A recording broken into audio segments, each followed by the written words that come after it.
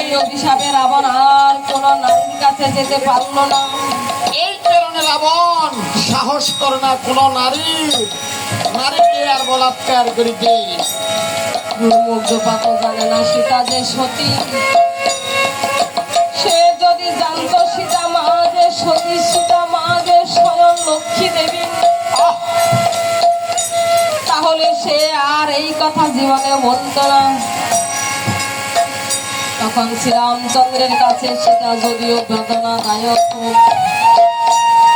তাকে তার সন্তানদের তাদের এই যে তাদের তাকে দুঃখ সুখ দেখতে হবে।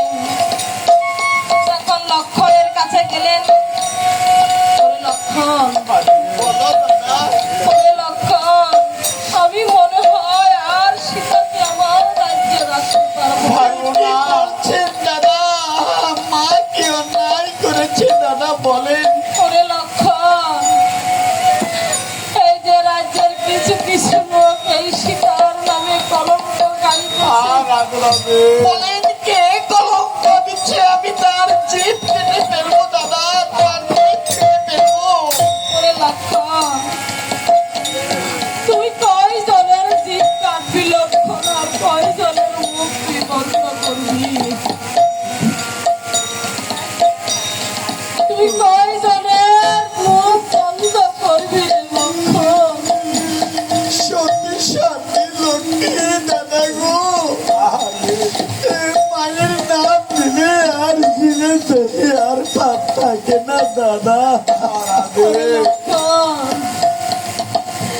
সেই লক্ষ্মীকে কয়জন চিনে? সেই লক্ষ্মীকে যদি চিনত আর লক্ষ্মীর নামে কেউ আর কলঙ্ক গাইত না। কেউ আর কলঙ্ক গাইত না রে দাদা। দাদা এমন নিষ্ঠুর মানে বলবেন না, ধর্মে সইবে না দাদা, ধর্মে সইবে না। এইদিকে শ্রীরামচন্দ্র তখন লক্ষণকে বললেন, ওরে লক্ষণ, তুমি এই সীতাকে বনবাসে দিয়ে আসো। কি বলছেন দাদা? এমন কথা বলবেন না, ধর্মের সঙ্গে না দাদা।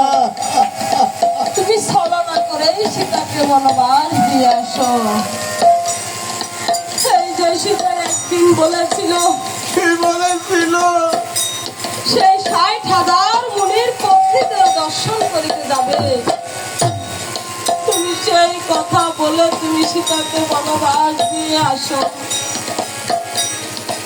আর এদিকে তখন সীতা দেবী তখন এই যে তার বোনদের সাথে বসে গল্পে মগ্ন আছে। তার বোনরা তাকে বললেন, তুমি তো ওই রাবণের কাছে অনেক দিন ছিলে। সবাই বলে রাবণের নাকি 10টি মুন্ড, 20টি কর্ণ, এই যে 20টি হাত, সে দেখতে কেমন ছিল একটু আমাদেরকে বলবেন? ওরে ভুলের আমার, রাবণ কেমন ছিল আমি এক নজর আমি তাকে দেখলাম না। কি বলছো দিদি?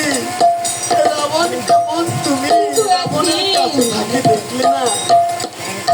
কিন্তু একদিন রাবণ সে তার পুত্র ইন্দ্রজিতের শোকে আমাকে ওষে দিয়ে যখন কাটতে আসলেন, আমি ওই নির্মমুখী হয়ে আমি রাবণের আমি ছায়া দেখলাম। সীতা রাবণের মুখ কখনো দেখল না, কখনো সে তার মুখ দেখল না, কারণ তার হৃদয়ে ছিল সদাই সর্বদা সতীরা। এই যে সতীর স্বামী পরায়ণ নারী হলো সদাই সর্বদা তার স্বামীর প্রতি। আর অসতী নারীদের প্রতিলোভ হয় কি? আমার স্বামী যদি ওই ওর স্বামীর মতো হতো। এটা হলো আসলে নারীর কর্ম। আর যে সতী নারী সে তার কখনো পর পুরুষের প্রতি কোনো লোভ করে না। এই যে শীতলকে যদি আপনারা অনুসরণ করেন তাহলে মনে হয় নিজের স্বামীর প্রতি সেই ভক্তি শ্রদ্ধাটা রাখতে পারবে।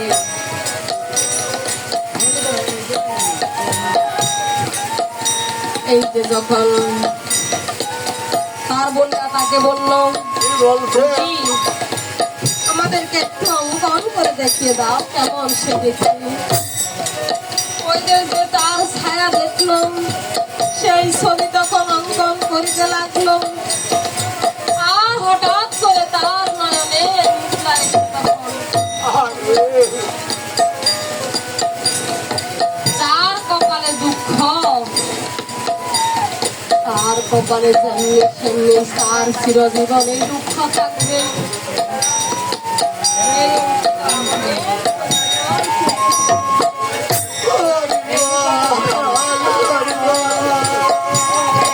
আর এদিকে শ্রীরামচন্দ্র যখন তার পক্ষের দিকে আসলেন তখন শ্রীরামচন্দ্র দেখলেন এই যে অঙ্কিত রাবণের ছবির উপর সীতা শুয়ে আছে। তখন শ্রীরামচন্দ্র ভাবলেন